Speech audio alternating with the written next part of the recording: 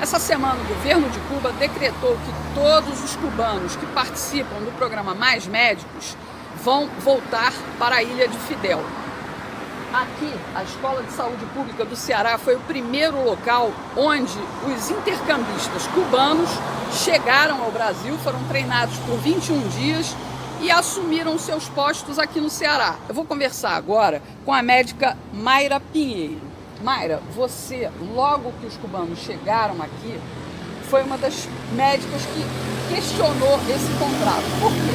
Sim, Regina, nós estivemos inclusive aqui no dia 26 de agosto de 2013, junto com diversos outros médicos e entidades médicas do Ceará, para que a gente manifestasse o nosso repúdio à ausência da revalidação dos diplomas de todos os intercambistas, e não só os intercambistas cubanos.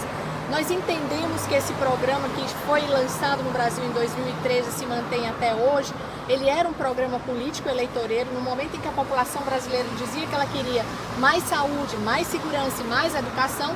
O governo tirou da gaveta o programa Barrio Adentro, que já existia na Venezuela e que estava desde 2009 assinado. Era um programa de intercâmbio Brasil-Cuba para repasse de dinheiros através de algum projeto à ditadura cubana. E isso foi feito aproveitando esse momento político do país.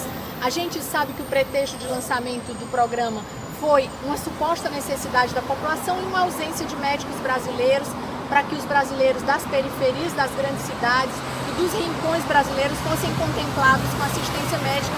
Não é verdade. O órgão oficial para determinar quantos médicos são necessários hoje no Brasil é o Conselho Federal de Medicina. Hoje nós já temos mais faculdades de medicina do que, por exemplo, a Índia, que é um país mais populoso, e temos um número de médicos suficientes para atender os brasileiros, segundo preconizado pela Organização Mundial de Saúde. Tanto que esse programa tem 18 mil médicos, um pouco mais. Isso. E apenas 8 mil são realmente vindos de Cuba, Exatamente. Não é isso? E nós somos hoje 450 mil médicos brasileiros, que muitas vezes não estão nas periferias das grandes cidades e nesses rincões, porque nos faltam condições de trabalhar. Antes do programa Mais Médicos, nós ficávamos à disposição de prefeitos que muitas vezes não honravam os compromissos com os nossos salários e nos colocavam para trabalhar em condições completamente adversas, sem recursos diagnósticos, sem medicamentos. E o nosso protesto era: a gente não precisa de programa Mais Médicos, a gente precisa de programa Mais Saúde. Brigamos durante todos esses 5 anos, inclusive porque esse programa representa um franco desrespeito a esses intercambistas. Não são obedecidas as leis da Organização Internacional do Trabalho, que diz que todo trabalhador em território nacional, pela mesma carga horária, deve receber um valor igual ao dos brasileiros. Esses médicos ficam somente com 1/3 dos seus salários, são impedidos de trazer suas famílias para cá, cerceados na sua liberdade, não podem transitar livremente dentro do nosso próprio país. Então é um programa, sim, onde pessoas são traficadas como trabalho escravo para sustentar um governo ditatorial. E graças a Deus a gente está comemorando hoje o fim. Vão ficar no Brasil os intercambistas que quiserem, mas sujeitos às leis brasileiras, sujeitos ao que é aplicado em todo lugar do mundo. Agora, doutora Mayra, a maior preocupação da população brasileira, principalmente essa que está sendo atendida no interior, né? Porque a gente sabe que a maioria dos médicos cubanos estão no norte e nordeste. O maior medo dessas pessoas é perder o médico ali que está próximo. Isso vai acontecer? Claro que não. O Ministério da Saúde já vai abrir um edital para que essas vagas dos intercambistas sejam colocadas à disposição dos médicos brasileiros interessados em ocupar essas vagas. E a gente tem certeza que, dadas as condições de trabalho, não vai faltar médico nem no Oiapoque, nem no Chuí, nem na cabeça do cachorro. Então a gente vai ter sim brasileiros dispostos a contribuir para salvar muitas vidas, para bem assistir a população brasileira. Existe alguma dificuldade grande para se entender que um exame de revalida vale para qualquer um que seja estrangeiro e se forme em médico, e que também os brasileiros que estudam lá fora e voltam para cá possam fazer? Existe algum problema, algum impeditivo disso? Não era para existir. O problema é que durante os anos de governo PT no Brasil, a ideologia petista conseguiu convencer boa parte da população brasileira, primeiro, de que os médicos brasileiros não queriam trabalhar assistindo as pessoas mais pobres, o que não é verdade. Nos faltam condições. E não deixou claro para a população que pessoas que não fazem a revalidação não podem provar que são médicos.